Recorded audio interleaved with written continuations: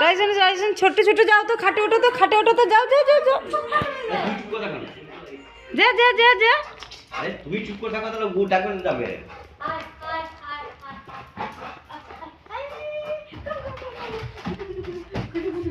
উড়ে বাবা রে, হ্যাঁ রে তুই জাম্প করছিস?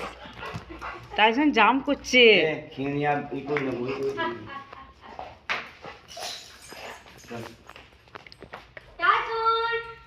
ওদের ডাকছে ডাকছে, দিদি ডাকছে, দিদি ডাকছে, টাইসন দিদি ডাকছে।